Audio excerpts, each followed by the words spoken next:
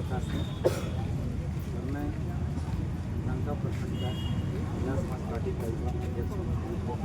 ये मुझे कहते हुए बड़ा खुशी हो रहा है कि एक ऐसी जगह से मैं आया हूँ जहाँ पे लोग सोचे भी नहीं होंगे कि भाई वहाँ के आदमी अध्यक्ष भी बन सकता है। और ये जो अधिकार हमको मिला है और ये जो हमको अधिकार दिया गया है, मैं उनका सत सत नमन करता हूँ, आभार हूँ। माननीय श्री आज़ाद समाज पार्टी के संस्थापक हमारे चंद्रशेखर आज़ाद रावण का मैं बहुत सत नमन अपने दिल से करता हूँ, क्योंकि हमको इस पोस्ट में आने के बाद मेरा यही विचार है सबसे पहला ये जो हमारा भीम आर्मी और आज़ाद समाज पार्टी का जो निर्माण हुआ है, तो सर हमारे बताए नंदू सर ने या कि क्यों करना पड़ा, आखिर हमको इसका ज़रूरत क्यों पड़ा। इससे पहले हज़ारों पार्टियां हैं, भारतीय जनता पार्टी हो चाहे जेएमएम हो चाहे दुनिया जहां जितना भी पार्टियां हैं, उसके बावजूद भी हमको पार्टी बनाने की ज़रूरत पड़ रहा है। तो क्यों पड़ा, आखिर हम पार्टी क्यों बना रहे हैं, इसके पीछे कुछ तो कारण रहा होगा। तो इस पर हम थोड़ा सा विचार किए तो हमको यही समझ में आया कि हम एक छोटा सा कहानी से हम इस बात को ज़्यादा सेटिस्फाइड करते हैं। जैसे कि बोले भेदभाव, तो थोड़ा सा हम भेदभाव के विषय में थोड़ा सा जान लेते हैं। आप लोग जानते हो कि एक जगह का नाम है त्रावणकोर, एक जगह का नाम है जो कि केरल एरिया में पड़ता है, तमिलनाडु की अभी उस जगह है। और पहले राजशाही शासन वहाँ चलता है। वहाँ की जो एक जाति था नाडार जाति और एक जाति था नांगेली, जो कि एसटी कैटेगरी में आता है, और जो नाडार जाति है वो ओबीसी कैटेगरी में आता है। तो नांगेली नाम की जो लेडीज़ थी, वहाँ एक मुल्लक कर चलता था। जो राजशाही थे उनके तरफ से क्या चलता था, मुल्लक कर। इसका मतलब था वहाँ के जो लेडीज़ थी, जो दलित थे, जो एसटी एसटी ओबीसी की जो महिलाएं थी, उनका नियम था कि अगर आपको घर से बाहर निकलना है तो कमर से ऊपर का जो कपड़ा है शरीर में नहीं होना चाहिए, आस्थन घाटना नहीं, समझे ना। और पुरुषों को अगर बाहर निकलना है, अगर सर उठा के चलना है तो सर कर दिया जाना था। सर जो है ना, सर इसका कर देना पड़ता था। इसको आपको क्या कहें, कर को दूसरे भाषा में क्या कह सकते हैं, टैक्स कहिए, टैक्स मान लीजिए हिंदी में हो गया। तो बताइए इस तरह का जो घटना हमारे बीच में हुआ है इतिहास में। लेकिन सबसे समझने वाला पॉइंट ये है, सबसे बड़ा पॉइंट ये है कि जब नांगेली से जब समाज में चलने में जब उनको दिक्कत महसूस होने लगा कि भाई जब हम घर परिवार और आदमी को आप देखिएगा, अगर कोई लेडीज़ यहाँ पर अगर बगैर कपड़ा किया जाए तो बताइए कैसा महसूस होगा। तो उस लेडीज़ को नांगेली से बर्दाश्त नहीं हुआ, वो बोला कि भले हम मर जाएंगे लेकिन हम ये कर नहीं देंगे।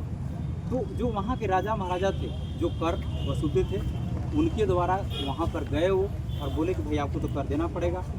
तो जानते हैं वो लेडीज़ क्या करी, घर के अंदर गई और अपने चाकू से दोनों स्तनों को काट कर केला में ला करके दे दी। बोली कि हम तो कर नहीं देंगे, भले हम अपना जान दे देंगे। और ब्लड गिरने के चलते उनका मौत हो गया। अब बताइए ये वही समाज और वही समाज के लोग हम लोग हैं, वही हमारा पूर्वज जो लाखों वर्ष पहले, हजारों वर्ष पहले से हम जो शोषण भोगते आ रहे हैं। क्या आज आपको लगता है कि हम आज़ाद हैं? आखिर आज़ाद हैं, हम भी आज़ाद मानते हैं कि हम हैं आज़ाद, लेकिन आपको क्या लगता है कि जो आज़ादी के बाद हमको जो अधिकार मिलना चाहिए क्या मिल रहा है? आखिर क्यों नहीं मिल रहा है? जानकारी कमी के कारण नहीं, हम इसको कहें जानकारी है। हर कोई जानता है कि वोट देना हमारा अधिकार है। कौन आदमी नहीं जानता है कि वोट देना मेरा अधिकार है? तो क्या आप अपना नेता चुनने का अधिकार आपके पास नहीं है कि नहीं है? जब हम अपना वोट के दम पर भारतीय जनता पार्टी के हम विधायक बना सकते हैं, जेएमएम के विधायक बना सकते हैं, यानी दुनिया के तमाम जो हमारा है, जो भी हमारा पार्टियां हैं, सबको हम विधायक बना सकते हैं। तो क्या हम आज़ाद समाज पार्टी के विधायक नहीं बना सकते? बना सकते हैं कि नहीं बना सकते? बना सकते हैं। जब बना सकते हैं तो ये दम मैं देखना चाहता हूँ अब की बार इस चुनाव में। मानता हूँ कि हमारा जो विधायक अभी जो 13-14 जो भी विधायक अब हमको मिला है टिकट, मानते हैं कि हमारा झारखंड सरकार नहीं बन पाएगा, लेकिन हमारा विधायक अगर सदन में रहेगा तो हमारा आवाज़ उठाएगा। आवाज़ में क्या उठाएगा? अभी सीजीएल का 2 बार एग्जाम हुआ, पहला बार पेपर लीक, दूसरा बार भी पेपर लीक। जो हमारा वो स्थानीय विधायक है वो सदन में आवाज़ क्यों नहीं उठा रहा है?